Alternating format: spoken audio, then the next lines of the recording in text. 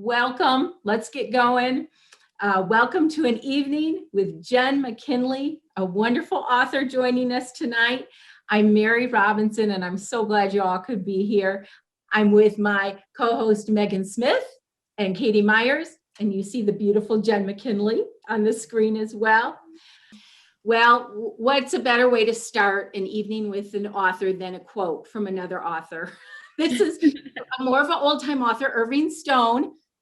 And I know it's weird to bring him in, but here's what he said at one point. There are no faster or firmer friendships than those formed between people who love the same books. And I think we're people who love Jenn McKinlay's books.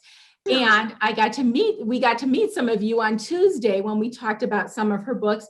And I think it so much applies because I feel like those people are already friends of ours. And I think a lot of them are here tonight. And I'm so grateful to all of the rest of you for being here and joining us. I want to give a quick introduction to Jenn, but then of course she's going to do the backstory and we will get and she can correct anything I get wrong, which I may. One thing I do know from her website is that she decided she wanted to be a writer as a teenager after seeing the movie Romancing the Stone. And some of you may remember that. Some of our younger audience may not. She says, I don't know that I decided to be a writer so much as I decided to be Kathleen Turner, living in an apartment in New York City, writing romance novels for a living seemed like a good gig. And so the dream began. Then Jenn went to, after watching that movie, she went to Southern Connecticut State University and she studied English literature and library science. She went on to be a librarian, I think in several libraries. She was just talking to us about that, and I'm sure we'll hear more. But at one point she discovers that working full time made it hard to find writing time. So she packed up, moved to Arizona, and started trying to write books and get published. And then 7 quick years later, she published her first book, right? Right, Jenn? Yes. And that was the first step in her dream, and she's gone so far. Along the way, she got married, had 2 wonderful boys, and she's got at least 5 mystery and romance series. She can correct me on that. And recently started writing women's romantic comedy fiction or women's fiction. She can correct me on that as well. I may be saying that wrong. I was going to say that she's up to 48 books, but when I watched her Instagram series today, she said the number of 50 books. Man, that is awesome. And another awesome thing is that she won the RT Reviewer's Choice Award for Romantic Comedy and the Fresh Fiction Award for Best Cozy Mystery. So welcome, Jenn. Thank you. I wonder, I know you've done it a million times, but I thought maybe one of the best places to start would be just how you got here, your writing journey. Obviously, it took a lot of persistence and determination and just a lot of smarts, and we would love to hear the story. Thank you, Mary. That was such a good introduction. Thank you. Yeah, it's, writing is a journey. A friend of mine, Kate Carlisle, for those of you who read Cozy Mysteries, you might know her. She says it really well. She said, if you want to be a writer, you have to be really good at sitting in a chair for long stretches of time, trying to get the words out, and it's true. I mean, I decided as a teenager to be a writer, as you said, and then didn't really write anything till I was like 25. And then I wrote, because I was romancing the stone, that inspired me. I thought, oh, historical romance. I got this. That's a lot of research. It's a lot of work. I think I wrote 2 of those and they didn't go anywhere because I had no idea what I was doing. I hadn't joined any writers groups. I hadn't really networked. I hadn't taken any classes. It was completely, I was writing by the seat of my pants. So those of you who know me know that I'm a plotter. Well, this was back before I knew how to do an outline. So every day was a surprise. It was a blank page, which is now I'm like, what was I thinking? But it was, you know, hours in, it was pages written, and that's how you find your own voice. That's how you find your personal author voice, is just you keep writing and writing and writing. And then what I finally did was I joined Romance Writers of America and Sisters in Crime and Mystery Writers of America. And then I started going to the conferences and meeting people and taking the classes. But you know, the best thing, the thing that taught me what I needed to learn, I don't want to say it taught me how to write, because I was writing and I was finding my voice, but it taught me how to write better. I started submitting my work into different contests. So for people who do know Romance Writers of America, they are like amazing with the contests. There's pretty much some every month. I know they've had a lot of controversy, and I haven't been a member for a long time, but this was back in, I want to say, the mid 90s. And they were, you know, super vital and awesome. And I would submit, you know, like a chapter or 3 chapters to a contest, and then you'd get this like amazing feedback. So the judges would really like critique all over your manuscript. And then for me, like, I didn't know that I have a problem, or I had a problem with point of view. I would jump all over the place. You're in his head, you're in her head. It was bad.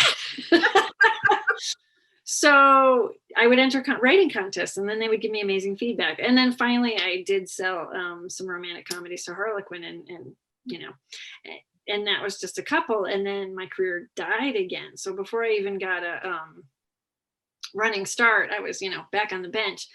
And that's when I kind of regrouped and decided to try mysteries. And then I really hit my stride there. So that was great. But yeah, it's, you know, it is a journey. I mean, I left the library, I think 7 years ago. So I've been a full-time writer for 7 years. Before that, I worked part-time because I had, as you mentioned, I had the kids, and I really wanted to be a stay-at-home mom, but I didn't want to be a stay-at-home mom. So I kind of had the perfect, I was home all day with them, but then in the evening I got to go talk to grown-ups. And then later I got to work with children. So, you know, that was cool.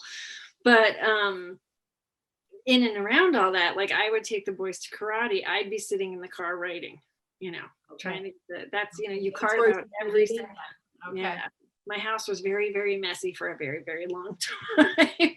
And it still is, but you know, you know.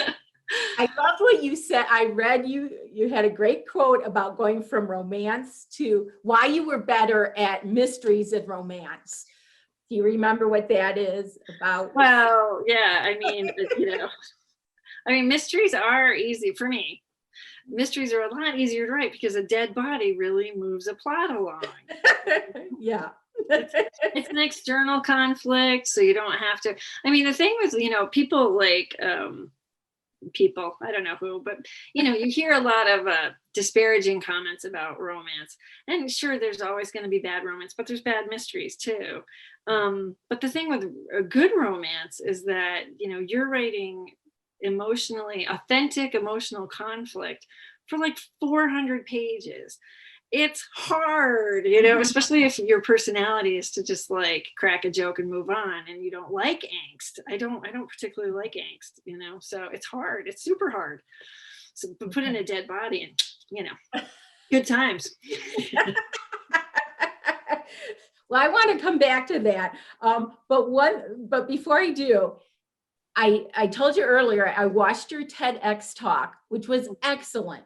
Oh, thank you. And I recommend it to everybody. It's called Finding Your Authentic Author Voice. For any writers out there, I think it'd be great to watch. You talked about a voice in your head that you have to deal with. Can you tell us about that and tell us her name? Yes, I can. When I started writing, and I think this is for beginning writers, when you don't know what you're doing, and you're writing what you think other people want to read instead of writing what you want to read. And I know it's a cliche, and people always say that, like, write what you want to read, and you know, you'll get published. But it's true. When you're trying to anticipate what an editor wants or what other readers want, you have already kind of lost the battle. And that voice in your head, the one that's telling you to do that, I call her Ruth, which is short for ruthless, because she is. Oh, okay. I see. This is the one when you're writing and you think what you've written is hilarious. Ruth is the one that's like, it's terrible. Nobody's gonna think that's funny. What are you doing? You're a hack, So you got to shut her down. So that's definitely part of the journey for sure. Because I think whenever you're trying to craft a story, it's and follow a vision, it's hard, it's scary. Will anybody like your story? Will anybody? But you have to just make Ruth shut up. So that was part of your evolution and maturing as a writer. Oh, definitely. Yes. Your self-confidence. Jenn, you are obviously very funny. In the books that I've read from you, that's one thing I really love about it. And I'm curious, have you always been this funny? Where did it come from? Was it your family? Funny looking. No. No, I grew, I have always, I don't know, it's weird to call yourself funny. It's like, I think I'm funny, but I'm not sure. No, I can call you funny though. Okay, you can. But you know how it's like, it's, So yeah, I do crack myself up. Sometimes it's embarrassing. But I kind of grew up in I always call it dysfunction junction, crazy train breaking down on dysfunction junction. I love my family dearly, but it was an intense childhood. There was a lot going on. So my brother and I would just crack each other up. I mean, he was, my first best friend and my total, sidekick forever and ever. And that's how we just got through those times. It was like we would just make each other laugh. I mean, and nothing, could touch us if we were laughing. So for me, it's like most of the books I read are people who, they don't have to be hilarious books, but like I need to have some humor in them for me, because that's kind of how I cope. It's, Okay. A classic story with my brother is my mom was very sick. I want to say it was like 2004. I mean, and it was like Mother's Day 2004. My brother called me and he said, Mom's in the hospital. She has a 5% chance to live. Get home. Oh, Jenn. Yeah. So total drama, which is not who we are, So well, this is kind of funny too. So you can understand who I married also. So it's like 10 o'clock at night on Mother's Day, and the little ones are asleep. My boys were small. I look at my husband, I'm like, I have to catch the first flight out of here. And he just is right there with me. He's like, what can I do? And I'm like, just grab a carry-on and throw some stuff in it. I got to go. And I'm online booking a flight. And he comes back with my bag and I book to the airport. And I mean, I'm exhausted. I fly all night. I get to Providence. I take a taxi all the way up to Worcester, which is where she was at the hospital. I go running through the ICU. My brother's in there with my mom. I skid into the room right as she's sliding into a coma. Oh, Jenn. Yeah, drama. Like I said, this is my brother and I just like lived in each other's pocket through this. This went on for a couple of weeks, so it was intense. But the funny part is, I get to my brother's house because he's about 15 minutes away. And I'm exhausted and I'm like, okay, I'm just going to catch a nap, because they kicked us out to send us home because we probably looked horrible. Like, oh, get some sleep. She's not going anywhere. And I open up the carry-on that my husband had packed me, and there's like 6 pairs of socks.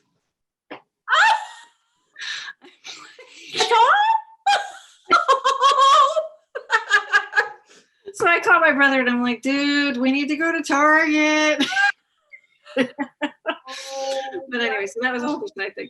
But so this is my brother. So then, we're kind of living in the ICU. We get to know everybody, and he's a restless soul. So, I mean, he was ready to take the bucket and the mop from the cleaning people just to have something to do, And, at one point, my mom is in recovery. She's waking up and she's doing better. And, so now we're in the hospital, we're out of the hospital, we're in the hospital, we're out of the hospital. And so one day we're in the hospital with her. And of course, my thing is like, cheer everybody up, be the funny one. Yep. Yep. be the clown. So I said something like, hey, look at us, quality time with the fam. And my brother, I know, right? My brother looks at me totally deadpan and he was just like, more like doing time. And that was who we were our whole childhood. So it was like, yeah, it's always the one-liner, the pun, the ridiculous, you know. And then we get into pranks, which is a whole other thing. Okay. So it was a coping method, and you have used Absolutely. great quality to make a living. Yeah, it worked out. It totally That's worked out. fantastic. Nothing wrong with that. Okay, I don't see any questions from my friends from Tuesday, but they gave me a couple. Oh, nice. Because different people had read different of your series, different Gotcha. series. And okay. And let me just put this in so this isn't necessarily in order, but it was your cupcake series.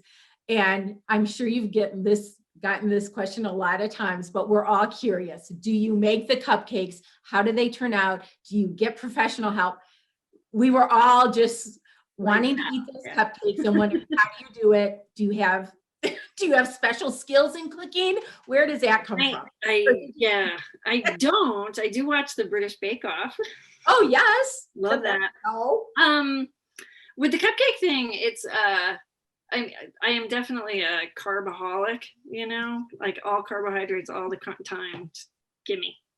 And so when I started writing the cupcake series, I was baking, but I'd always baked. I mean, I am a baker. You know how some people are like, they cook, and then other people are, they bake? I am the baker. The husband is the cook.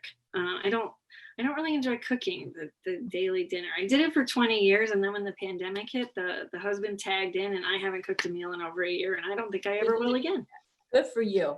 That's fine. And he loves it because he's got something to do now, because he was so bored, you know, because he works at a library and he's been home for a year, and he's just like, what can I do? I'm like, you could cook like every day forever. So I still bake. I still do the baking, but he does the cooking. But to answer your question, I do bake all the cupcake recipes, but I'll tell you this, in the beginning, it was hard because I had to craft like the perfect chocolate cupcake and then the perfect vanilla. But you know, now that you have kind of that base recipe for the cupcake, when you're rolling on, it's like, oh, well, we're going to do a salted caramel. So like really my time is spent more on the frosting, which is my favorite part anyway. Which is the best part anyways. Yeah. So like a couple of weeks ago, I was working on a strawberry cupcake, but it's really just a vanilla cupcake with chopped up strawberries in it. I mean, because you're not, you know, I don't like the fake strawberry flavoring. It has to be real.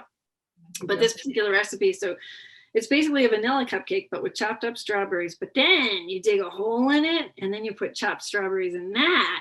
And this is the part that takes, and it is the frostings that take the time, because you have to puree some strawberries, and then make a reduction out of the puree, and then you roll it into a buttercream. So you have this like amazing strawberry buttercream. So the cupcake part, I can probably bake a cupcake blindfolded now because it is that basic recipe. But the frosting is where like I messed up the reduction the first time, so then I did it again, you know. But it's frosting, so who cares? Because it's awesome. I eat it with a spoon. It's just gross, and I love it. Would you ever have thought that was going to be a job requirement for you to make a delicious cupcake? It's a hardship. Okay. Our librarian friend from Tuesday night has a great question. Have your characters ever taken over your writing or your thoughts? Your characters ever taken over your writing or your thoughts? Yeah. Absolutely. Pretty much every book, because while you're writing it, it's kind of like, even when you're not actively writing, and even though I work off an outline, so I know what's going to happen, or I have a map, you're showering and you're thinking about the book, or you're driving and you're thinking about the book, and the characters will, you'll have a idea for a scene in your mind. And then you go to write it and they're like, nope. Like, because I'm working on, I was just talking about the strawberry cupcake recipe I'm working on it because I'm writing the next cupcake book right now, and it's called Strawberry to Live. And if you've read those, or the ones people who've read those, they know there's like 7 Delora brothers, and man, they just are a pain, because I'll have one brother where I'll be like, okay, Tony's gonna blah blah blah, and then you get the other brother Al going, but what about me? I haven't had any book time, and you're like, oh, yeah, okay, Tony was in the other book, maybe I need Al. But I've also had characters like in the library series. I can't say who because it'll give away the mystery, but there was a character, and I'll just say it was book 4, who was supposed to die, and he flat out refused. So, yeah. The book was going in a totally different direction, and then he legit was like, nope. And now he's a regular. So, okay, all right. Yes, that would be a yes. Because I'm going through that series for sure. I have, like I told you when we first met here a couple minutes ago, I started the librarian series, and I'm like, oh my gosh. And I think all my librarian friends on this webinar, it's our library, and everybody must feel that way. And I'm like, where has this series been? I'm just so excited to read it. So I can't wait to get to it. Okay, here's another good question from our librarian. Have you researched your locations in your books? So let's go to my question about Paris. Paris is always a good idea. On Tuesday, we were all wondering, had you gone to Ireland, France, Paris, and Italy? And can you tell us about your adventures there, and how you pulled that in with the books, with the book? Yeah, well, the Paris book is it's probably one of my favorite books, because it came to me fully formed, and that never happens. Yeah, I was like literally waiting for my kid, who was in the because he's always late. He was in the Quick Market. We're on our way to high school. It's before he was driving. Now I'm like, if you're late, I don't care. It's no reflection on me. But I was sitting waiting for him while he had to have a snack, because growing boy or whatever. And in the 5 minutes I was waiting, that book just totally appeared in my head. I knew Chelsea Martin. I knew she was going to go on a gap year. I knew her mother had died of cancer years before. I knew she was a workaholic. It was just like, and I was like, wow, cool. The only thing was, in my mind, when it delivered, I thought she would go to South America, Africa, and Europe. So I had a totally different plan. But when I called my agent, I was like, oh, it's gonna be so great, and then she's gonna go to like Chile, and then she'll go to Morocco, and she just was like, have you been to those places? And I was like, oh no. And she said, do you have time to travel to those places before you write this? And I was like, no. She said, how about you stick to places you've been? And I was like, okay.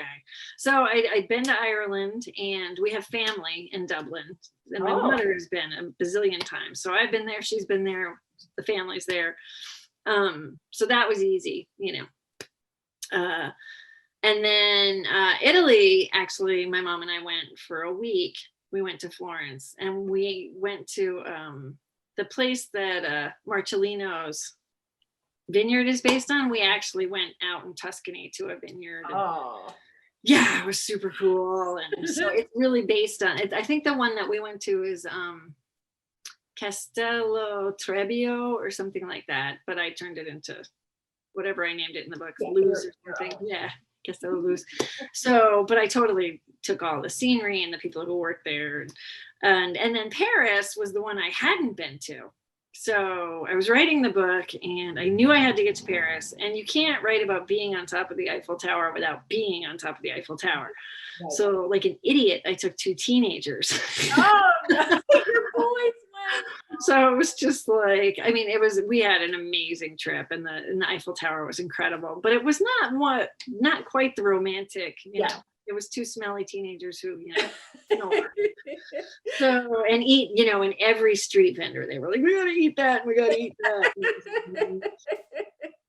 More food than romance. But boy, you made us feel the romance on top of the Eiffel Tower. Oh my gosh. You translated it beautifully. It is spectacular. I mean, it's everybody should go to the top of the Eiffel Tower. It's amazing. Yeah, absolutely. Just the whole elevators and Can I go back to, do you have any clue why it came to you fully formed, or are you just take it as the blessing it was. Yeah, Okay. a friend of mine said just, the muse must have just been going by and you were like, eh. I mean, we had part of it was, I think the way writers work, at least this writer, is that you're constantly observing and taking in what's happening around you, friends, family, strangers, news, and then you kind of put it into that blender and then it just comes out. So we had recently lost a cousin to cancer, and that was just devastating. And her daughter, a few years before, had gone on a gap year. So, I was just coming out of all of those emotions, and the daughter had kept a blog while she was on her gap year, and she did do South America and Africa and Europe. I mean, she went all over. It was amazing. So they were really heavily on my mind.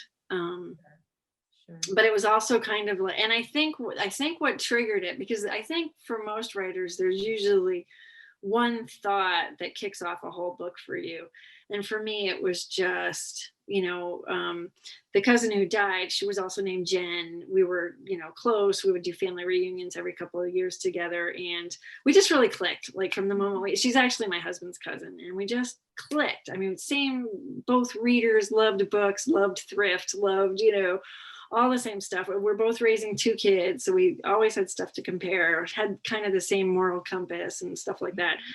So I think the thought that kicked it off for me was, how are those kids going to recover from such a tremendous loss? I mean, such a huge loss, because she was such a bright, shining light. She's just one of those people you feel so fortunate to have had in your life.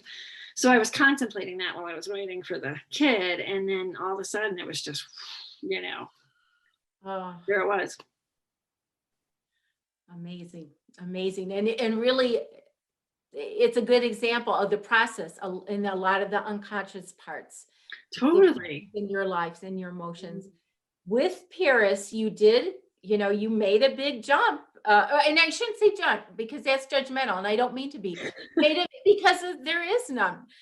But you have been writing mystery series for quite a while. What were you just ready for a new challenge, or did something, was this plot coming to you that was the motivator for this?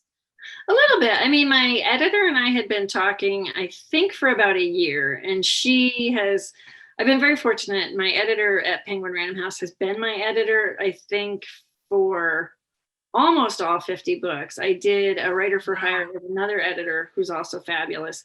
So I did 5 books with her, and then I had the Harlequin books, which were, the Harlequin editor. So yeah, she's probably done over 40 of my books easily. So she knows my voice, and at that point I had written 5 mystery series. So it was kind of like, 3 of them were holding, the Hat Shop and Library and Cupcake. The other 2 were kind of writer for hires that kind of fell away. But it was just, do you want to keep creating these cozy mystery worlds? Do you want to try something new? And I did want to try something new. So in between those, I did 2 romance series. One is set in Maine, and it's with dogs. Yes. Dogs. Yes. And then the other one, which is heartbreaking for me because I had thought I would have more opportunity to write in it, was it's the Happily Ever After series, and it's set in a romance bookstore. So it's in a big Victorian mansion gets turned into a Victorian bookstore, and that's all they sell is romances, and it was so much fun. But what happened there was, so I was writing mysteries, I started writing mass market romance, but then mass market kind of died. Like you'll notice when you go into the bookstores and stuff now, there's not as many of the smaller mass market paperbacks. Oh, you're right. Or trade, and then they're doing that thing where the books are taller, so they're not really mass market. It's like a weird size. So I think part of it, and it's just theory on my part, is that, you have a lot of self-published authors, which is tremendous and great, and I fully support that. But the reality is a self-published author can put up their work for $2.99, and a publisher can't do that. I mean, they've got to pay for distribution and advertising and the cover artist and the copy editor and the marketing department and the sales department and the editor and the author. So, I mean, there's no way they can compete with that kind of price point.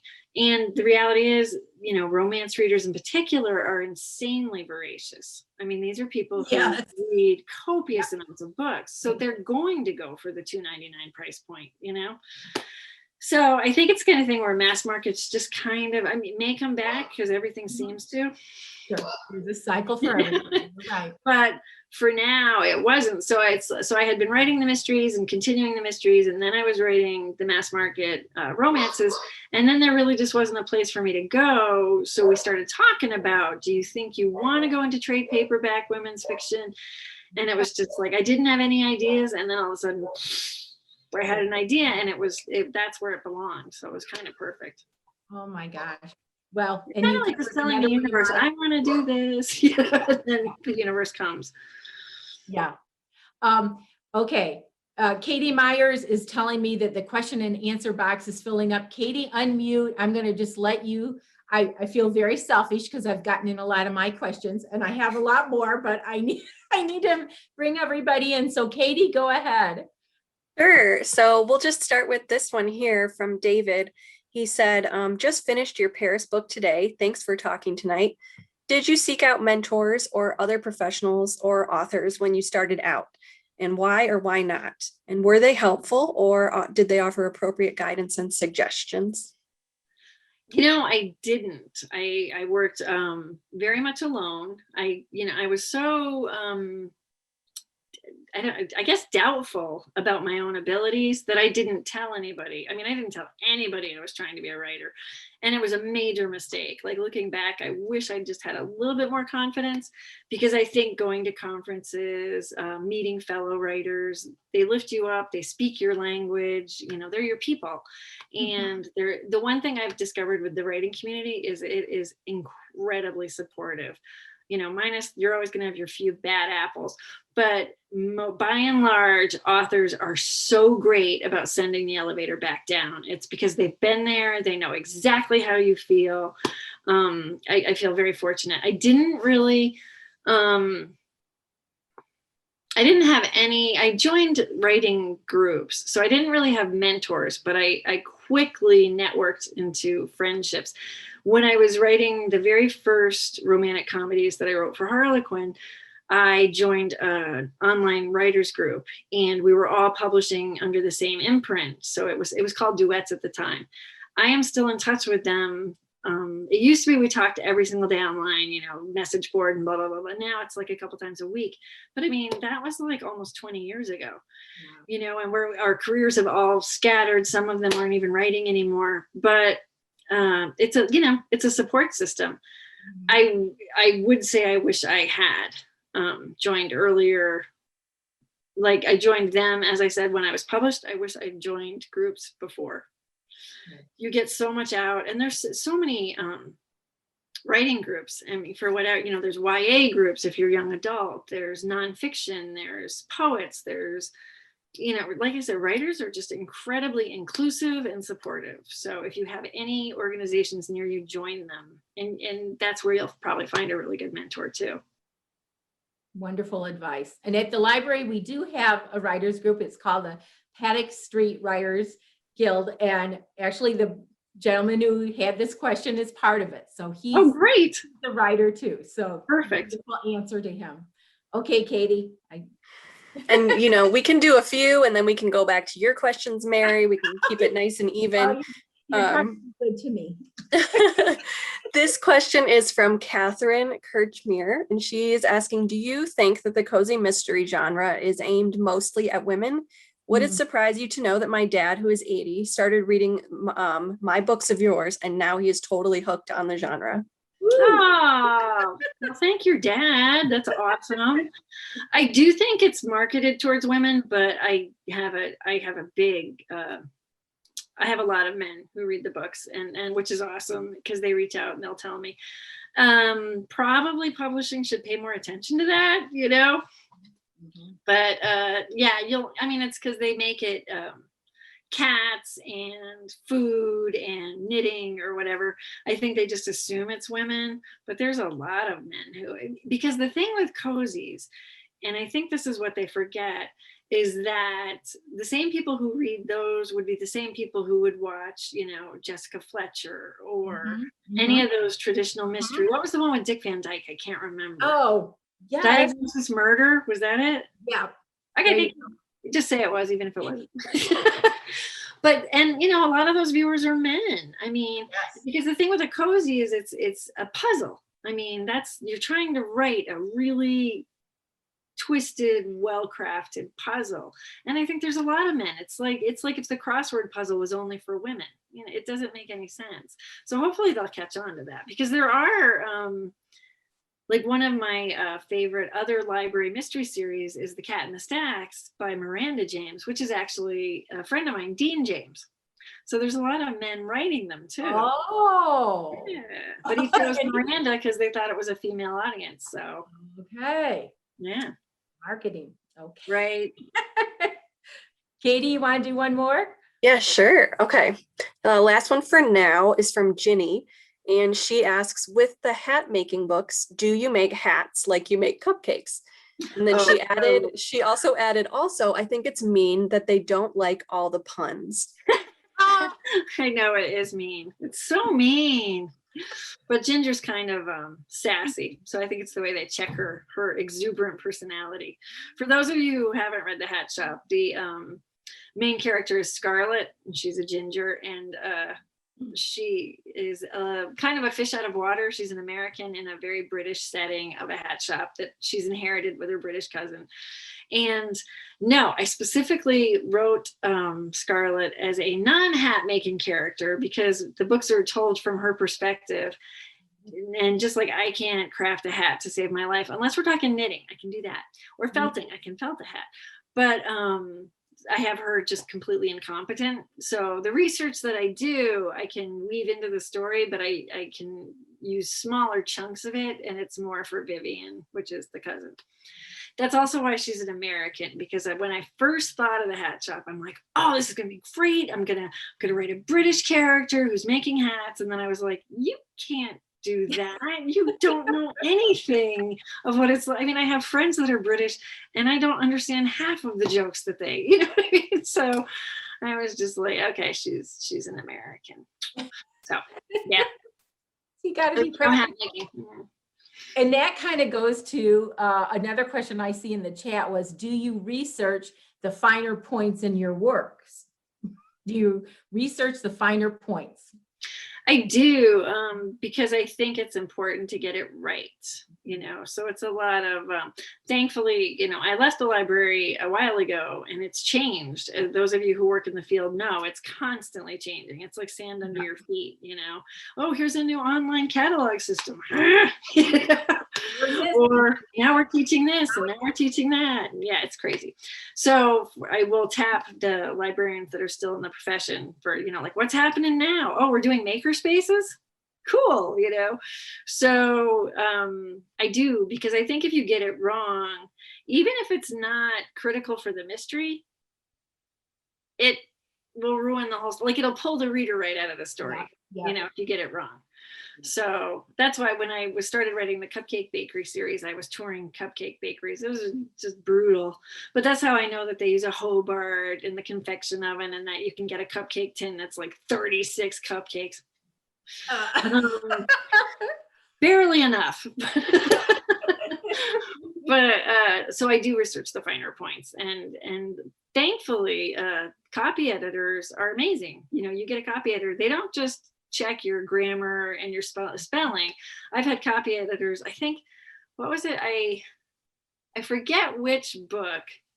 It may have been the Paris book. I don't even know. But I used sometimes you have to make up corporation names because you just need to have a company. So I picked like the most generic name I could possibly come up with, and the copy editor was like, are you aware that that's like a terrorist group? And I was like, oh no.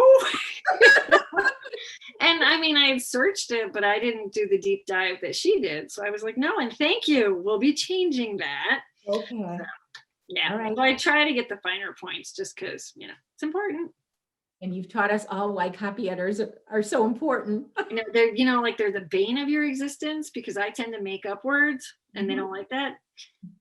but they also saved me the big bad boo-boos. So, I want to take you back to your the question and then your answer about support group and writing friends, because I looked at your wonderful blog, Jungle Red Writers, 7 smart and sassy crime fiction writers dish on writing and life. It's a view with bodies. it is. How did that, who are those people, those writers? How'd you guys get started? And what does the title mean? Jungle Red Writers.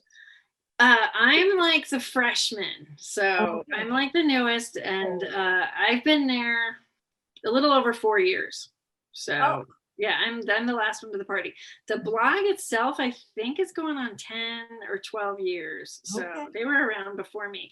They told me that the name of the blog came from a nail polish color, which was an old movie. Like in some old movie, the woman wears jungle red. And I'm like, I don't know how you got there, but good on you. Okay, I love it. Great name. I didn't have a clue. Yeah, it's a great name. I'll list them, and I better not forget anybody, because this is when you blank. No, right. We won't tell. Yeah, we don't tell. So it's Hank Felipe Ryan, Deborah Crombie. Reese, yeah, heavy hitter. She's my British, writer. Well, she's Texas, but she writes British. Reese Bowen, who's a British writer, excellent. Lucy Burdett, who has an awesome cozy series. Hallie Efron, and then Julia Spencer Fleming.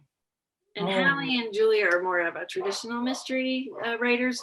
Hallie's a suspense, but Julia is like old school mystery, and it's a series, and it's really good. So they're all amazingly talented, and it is a real sisterhood. We blog every single day. We have a ton of authors who come through. I think I'm hosting next week.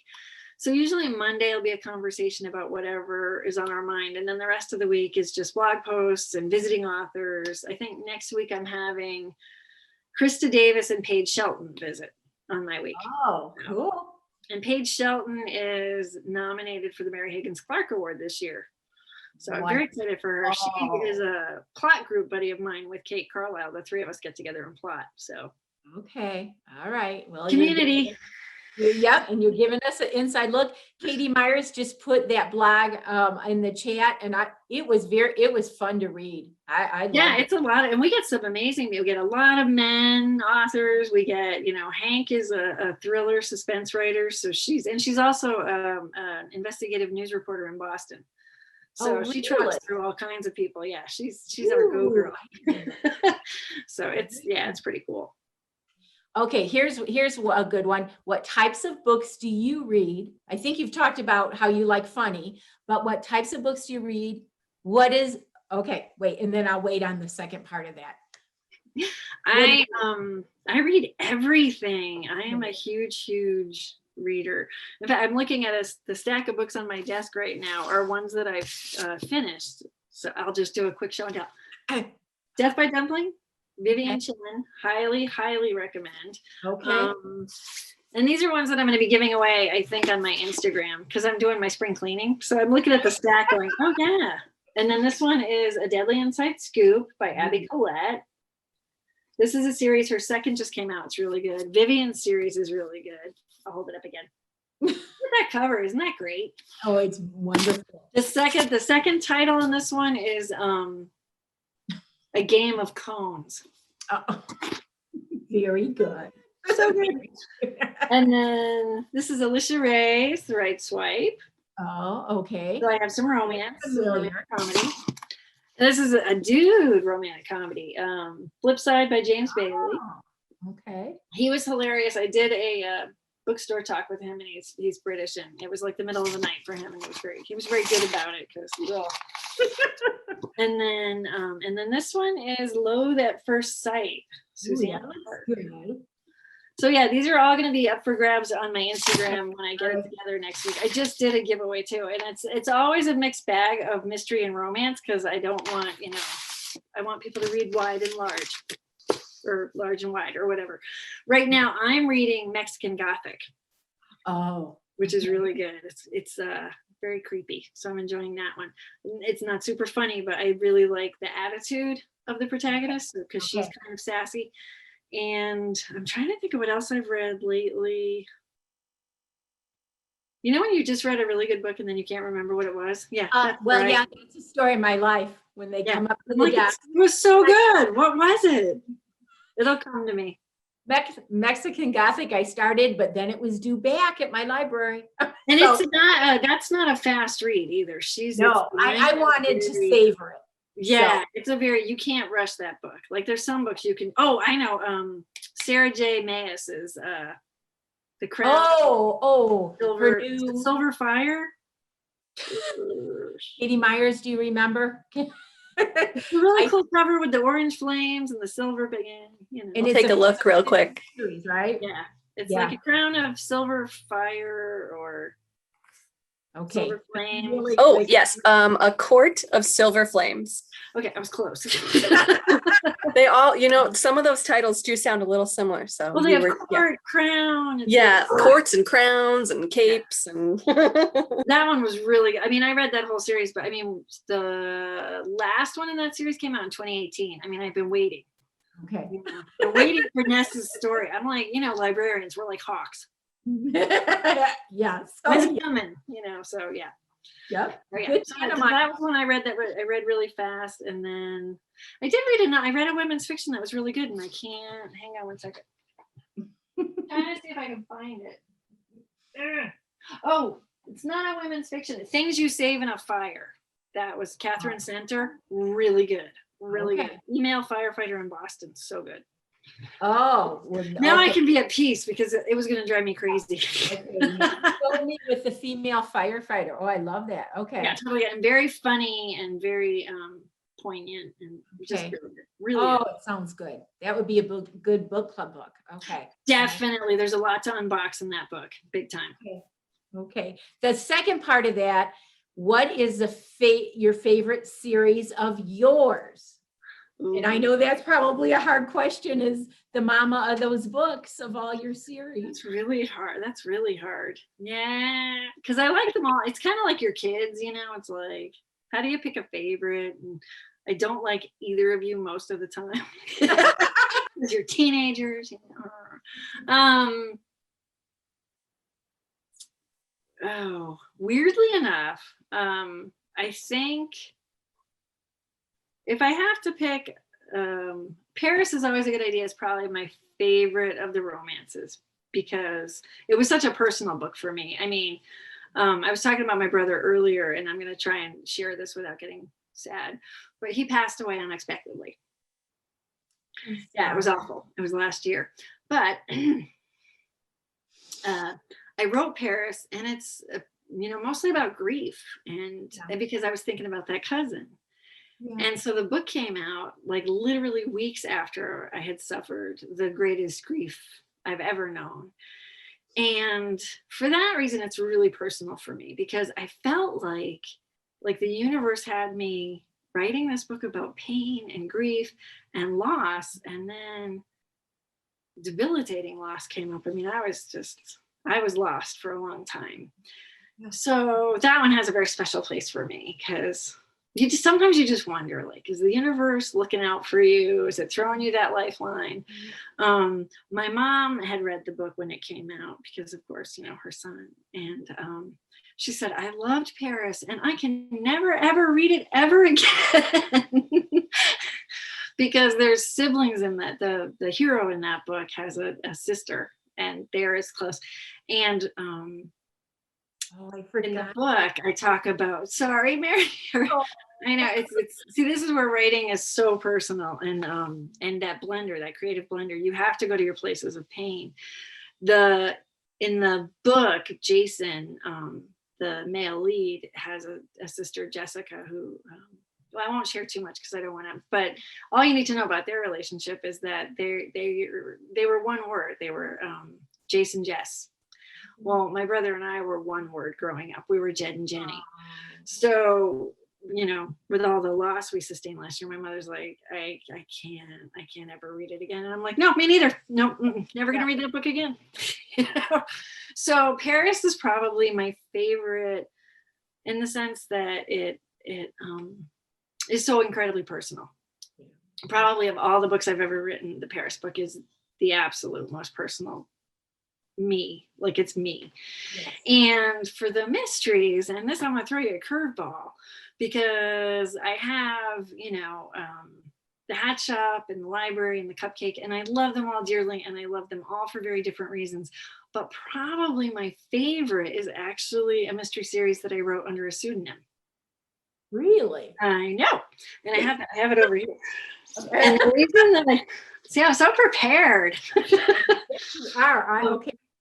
It's I don't know if you can see it. Okay, the Goodbye Girl series. And the reason I like it is because, or the reason I love it the most is, I think it was the third or fourth mystery series that I was writing. So I really felt like I had my footing. They gave me, it's a writer for hire, which means the publisher had the idea and they were looking for a writer to execute it. I already had a couple mystery series going, but I was always convinced I was going to fail. So if ever they had one of these, I'm like, me, pick me. I'll do it. So they gave me the Goodbye Girls, and it was the older ladies. And I was like, well, can I make them younger? And can I do this? And can I do that? And they were like, yeah, do whatever. So they let me run with it. But what I love most about it is it's really, the lead is in her 40s. She's got a grown daughter. She's been widowed. I mean, she's all of us who hit that middle of the road and we're like, how can I change my life? How can it be different? And when it starts, she's working as an office administrator for a doctor, and it ends, she's, the series, she's got a consignment store because she loves thrift, and the Goodbye Girls are all her buddies that she shops with. Oh. But the thing I love most about it is her relationship with the hero, because he's also, older and has lived some life. And it was just like, I love writing books where characters are younger because it makes me feel younger. But sometimes you just want to write someone in their 40s who's, who's lived a little bit. So yeah, don't tell the other series, but that one's actually I'm really fond of it. And it's like 5 books and then it's done. And the last book, there's a haunted house and it just, fun. Yeah, I know. There's ghosts. I love it. So yeah. Okay, I'm definitely starting that one. Here is a very fun, I don't know if it's fun or not, but it's interesting. Do you plan on writing a cozy taking place during the COVID environment? Oh, we have, it's so funny. Whenever I talk to other writers, we're all like, oh, yeah. I can't imagine wanting to relive this in any way. Fictionally, I mean, I think it's going to be really interesting to see if Hollywood does it. Yeah. And I'm sure there are probably writers who are just, but I kind of feel like I'm good. Okay. Good. Like even now I'm writing one of the cozy mysteries. There is no mention of the pandemic. It's like it never happened for them. and we will love going to that because it's our escape from this. Yeah, I mean, and cozies are so great. Yeah, and I think also the pandemic, it's kind of limiting. I mean, if you're writing the pandemic, it's, lockdown is it's hard to investigate a mystery when you can't leave your house. That's a good point. That's a good point. And it's hard to have characters interact and masks, 6 feet apart. Yeah. I mean, the only thing that would be hilarious is writing characters wearing masks, because I would think it would be funny to see what different masks they would wear. But that would be it. That would be the only part I would enjoy. Okay. Katie Myers, do you want to get some more of those Q&As? Sure. This question is from Bonnie Drew. And you kind of answered it a little bit, but we'll ask it anyways. Have any mystery writers inspired you? Oh, that is a good question. Yes. I was definitely the kid who read all the Nancy Drews when I was 9. So, the traditional mystery was definitely in my wheelhouse. Agatha Christie, huge influence. But probably the books that I loved, as a teenager, because I was the age group where we just started to have young adult books, like Judy Blume just started. I think like when I was a teenager, the young adult section was 3 shelves. and it was mostly Judy Blume and stuff like that, where they couldn't really put it in children's, but it wasn't really adult. So I remember being like 12 and finally being allowed to check out from the adult side. Thrilling, so thrilling. And the ones that I went to were Elizabeth Peters, Crocodile in a Sandbank. Oh, yeah. And then Victoria Holt. My very first book that I checked out from the adult section was Mistress of Melun, which was a whole gothic, I had a big gothic stretch. And probably if you pressed me, Rebecca is was in my top 5 favorite books. Okay. And that's the book you opened your first library? Yes. Yes. Which, Jen, when you brought up the question of what's the main character's name, like, I never knew that. Oh my God. I've read that book like 3 times and I didn't realize. It took me like the third run to be like, wait, what's her name? And you never know. And probably all the librarians and readers in our group already know that. And I just want to put in here from one of our young librarians, there is a middle grade book that takes place during COVID. Amanda, very interesting. So I would think for young adult and children's, it would be great. Yeah. I think adults probably don't want to revisit, unless it's exciting. But for kids, I think, to explain all this in a safe fictional environment, that would be great. And to work through processing it. There had to be So thank you, Amanda. Very good information. Okay, Katie. This one's fun. This is from Anonymous. They are wondering, will there be a Bluff Point TV series? Oh, wouldn't that be great? I haven't heard anything in the TV film thing. I know that it's all out there and then you just wait to hear. But I remember my agent in the very beginning, because I'm a weirdo because I don't really care if my stuff becomes movies. I'm like, if it does, it does. If it doesn't, it doesn't. For me, I'm a word person and I'm a book person, and they always screw up the books. So, I'm a little dubious to begin with. So I'm okay whether it does or does not. But I always thought but there's a lot of authors like, this is it for them. They want their book to be a movie. They want it in theaters across the country. This is the big dream. And I get it. I could see where that would be cool. But my agent has this funny thing where she's like, when Hollywood calls, you just want to lie down until the feeling passes. Because 9 times out of 10, they'll ask, but then they won't sign, or then you're optioned. And, they can option your book and it ties it up for like 2 years, and they option it so that nobody else can make, a movie. But then nothing happens. I think, I always think of Janet Ivanovich. I think she sold the movie rights to One for the Money before she sold the book. And then the movie didn't come out for like 20 years. So, that's Hollywood. So it would be great. I would be ecstatic in one way, but it doesn't really matter to me. I'm kind of like Sue Grafton. She was like, no movies. I admire that. Yeah. And no one else taking over her kids, right? Your vision. Yeah. I have one patron who comes in and she's just so mad about it. I say, but that's what she wanted. That was her right. I respect her for that, even though it's so sad to have her gone. I know. We didn't get through the alphabet. That's sad. No. Katie, you got any more? Yeah. You'll know this question asker, Mary. This is from Emma Stout. And that's Mary's daughter. I hope she doesn't mind that I'm saying. Who is going to be reading your thrift store series? That's what she does with her friends. Oh, so perfect. It's perfect for her. Okay, sorry, Katie. Oh, no worries. So you did mention some books that you've read recently, but Emma wants to know, what's a book you've read recently that really stayed with you? Oh, The Sundown Motel. Oh my gosh, that was such a good book. Wasn't it so good? It was so good. I think I have it on my shelf too. I don't get rid of the ones that I really like. Yeah, let me think. Hang on.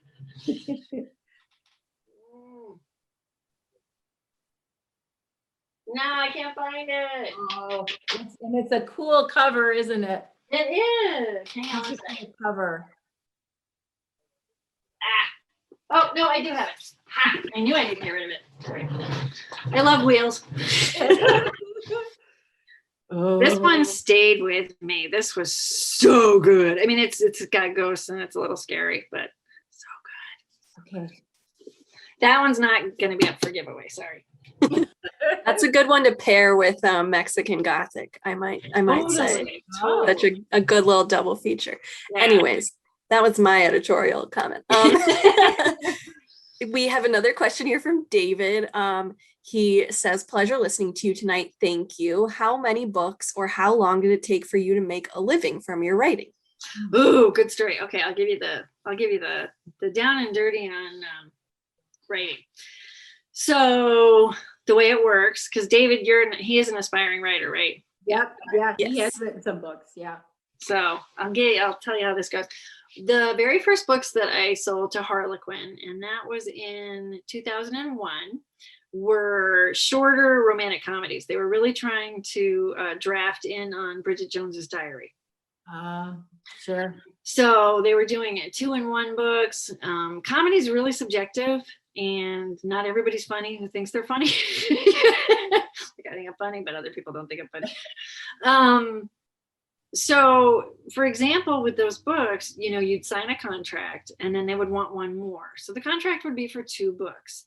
And the advance, I hope you're sitting, was $3,500.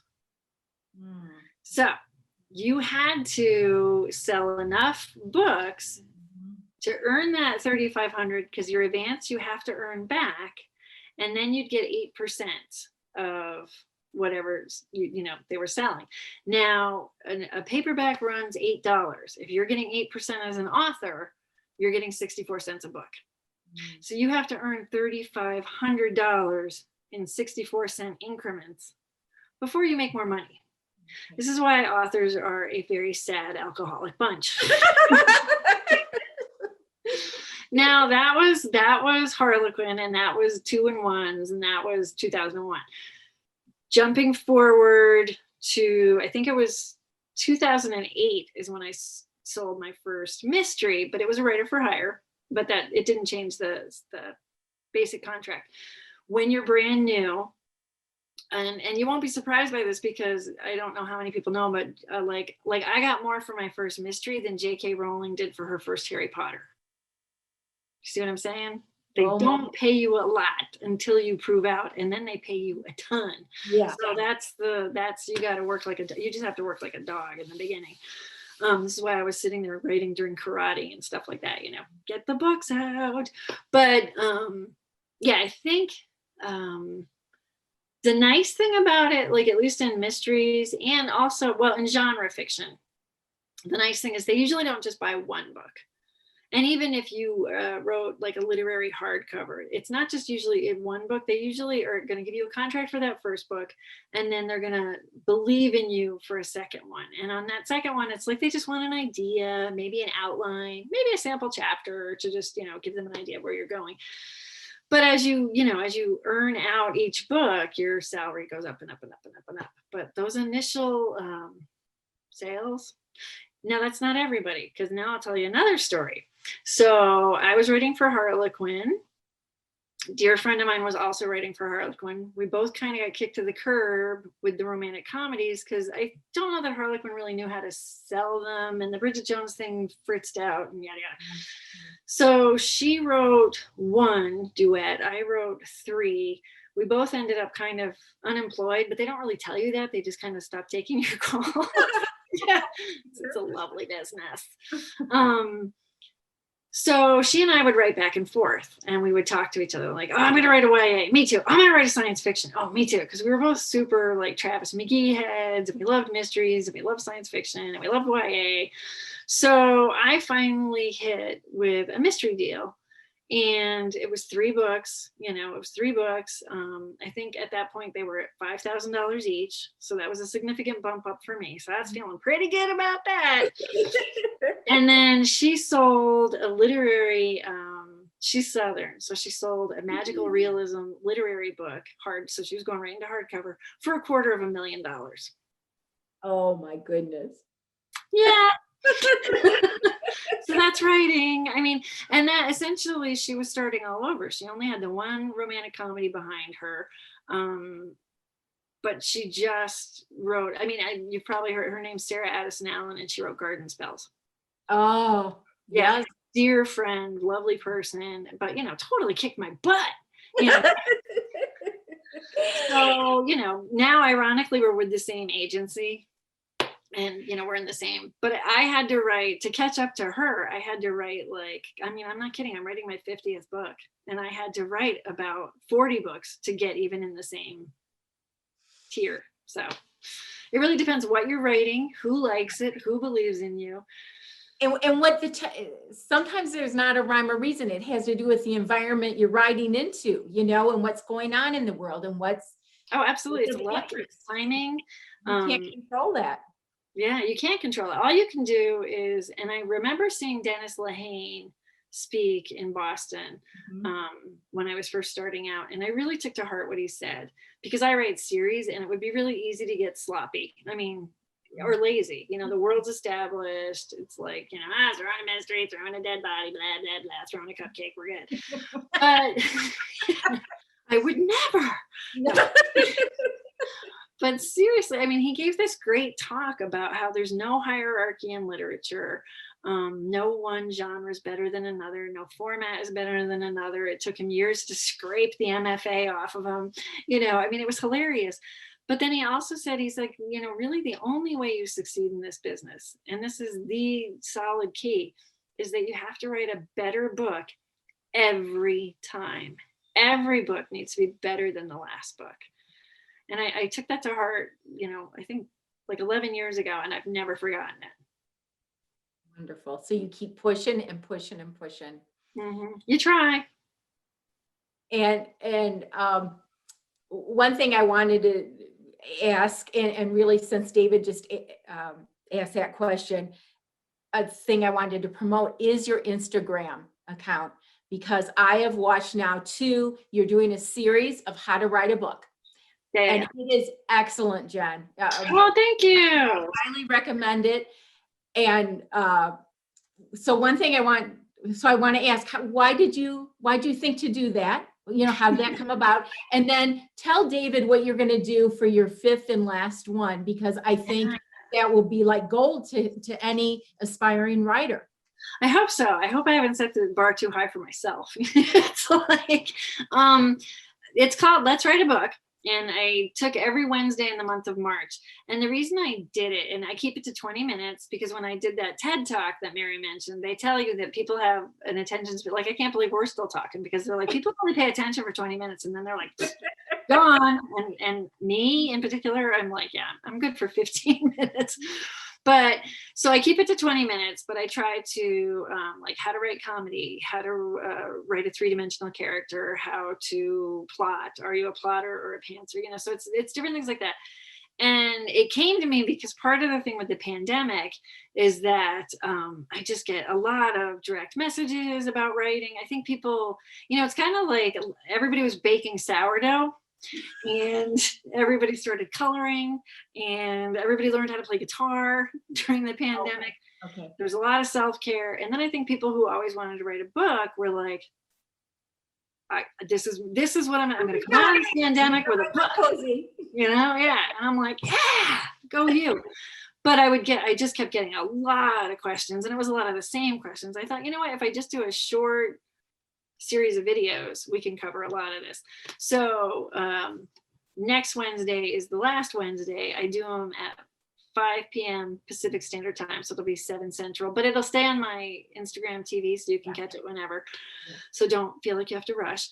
And there's no interaction, like you can't see questions and stuff on IGTV, but the topic is going to be writing a query letter.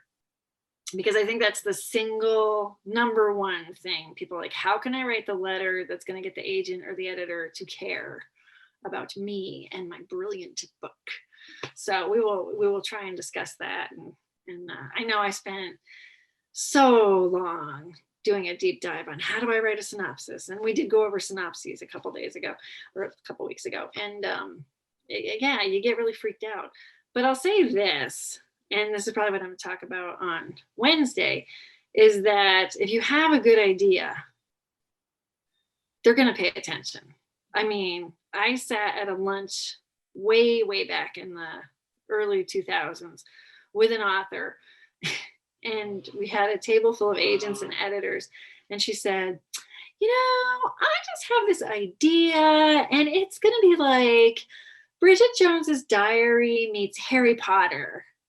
And of course, both of those books were peaking at the time, and like literally editors' food fell out of their mouths. Like, give me that proposal, you know? So a lot of it is timing. A lot of it is using the right description. A lot of it is, you know. So anyway, we'll talk about all that. But yeah, that one always cracked me up because I was thinking, why did I do that? I highly recommend that. I've loved seeing it, and I'm going to go back and see your earlier ones. No, Today I watched the humor one, and just excellent because because it's informal, you're relatable, you're practical. You know what you're talking about. I hope so. Katie, do you want to get in a couple quick more questions, or are you about at the end? I know we're getting to near the end of our program, and I just hate to leave anybody hanging on one of their questions.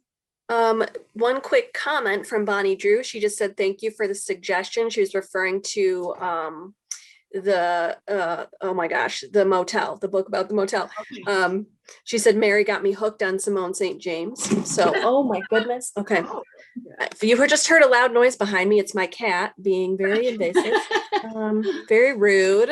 And I saw one other question here. Do you have any book tours scheduled in the future, or like a book expo, library conference via Zoom? The ways to follow you, and I'm guessing that's, you know, that stuff pops up on your website and Instagram as well, but in case there's anything coming up. Sadly, there's not much. I think I'm doing some virtual stuff, and you've just reminded me to go to my website and update that. Thank you. I don't know when book tours are going to kick in again. It's kind of a bummer. One thing that's weird that's happening, and I don't know how many of you have noticed it, but so I used to have a Twitter account. I recently got rid of that because I kind of feel like if Chrissy Teigen can quit Twitter, so can that came out wrong. But if she can quit, so can I. I mean, I don't know, it's becoming super negative. And I think, and this is for the writers out there, it's like, or the readers too, it's like, if there's a social media platform that's not working for you, you don't have to be on it. I mean, in the beginning, every writer joined and now, I mean, it's like TikTok is exploding, and I keep hearing people talk about book talk, you know, TOC. I'm like, no, enough. And I have a Facebook page, but there has been, I don't know what's going on, but this has been the last 3 months. Okay.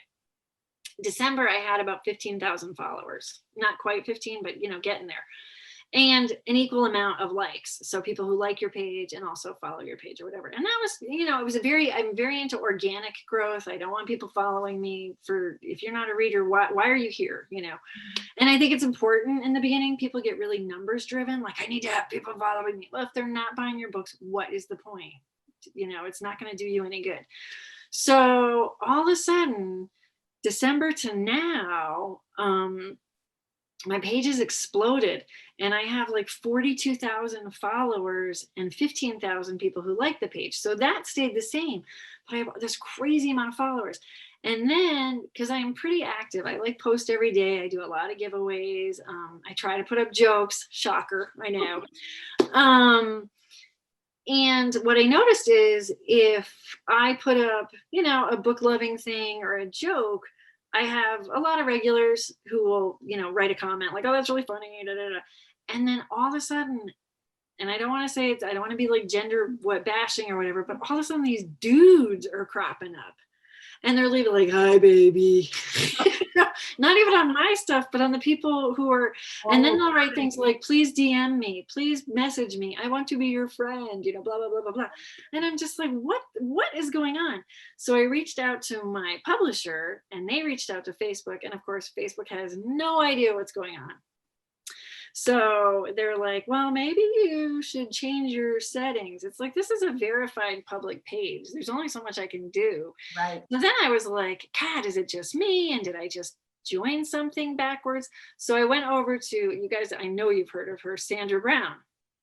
Oh, yeah. So I know you all know Sandra Brown. 100,000 followers. I mean, way bigger cheese than me. Yeah. And you know what? Darned if it isn't happening to her too. Oh. So be very careful out on social media because I don't know what's going on. But yeah, if you look at her post, she'll post something and then there'll be a comment, you know, the readers who know her and you know they know her because of the, you can tell. And then below that reader, they'll just be like, hi, I want to be your friend. And, you know, and it's men in Siberia and men in Africa and men in South America. And then you get the random woman who's like, I have a Bitcoin deal for you. And it's just like, so this is why we can't have nice things. Yes. Yes. And just be super careful out on social media because so I have been kind of rolling more towards Instagram because it doesn't seem to have that, because you don't have the interaction on Instagram. It's like you put up a picture, people comment, but it's not as immediate social like Facebook is. So I'm actually really, I'm curious to see if Facebook's going to survive. You know, especially with this happening, this kind of thing. It's just like, it just seems to be one hit after another. You know, it was such a nice way to connect to people, but now it's kind of like Twitter. It's just becoming getting harder. And I'm not doing TikTok. I'm not doing it. We're looking for you there. I have one last question that my co-host Megan reminded me, because I wanted to ask this to tell us about your next book. That is, is that the Wait for It book or? Well, I have 3 coming out this year. I usually have 3 or 4 coming out every year. So the next one up is called For Better or Worse. So that one will be out in May. It's the next cupcake. It's the Baker's Dozen. It's the 13th in the cupcake. Oh, cool. Congratulations. Thank you. I know. I really thought that series would be done in 3. So you just never know. And then the next book comes out in August, and that's called Wait for It. And that is the wild child sister of the Paris heroine. So Chelsea is in the Paris book, and her wild child Annabelle, little sister, you know. And it was weird because I never planned to write a continuity like that. I never planned to have the sibling have a book, but it was like just one day it was like, she needs a book, you know, because I had her at 28 and divorced twice. And I'm like, yeah, we need to examine that. Yeah. So she has a book. It's set in Phoenix, which was a lot of fun for me. So that one comes out August 10th. And then Killer Research, the next library. Yes, comes out in November. So that one should be fun. Oh, wonderful. Yeah. Well, you are going strong, and we're so happy for you. We're so happy we had you today.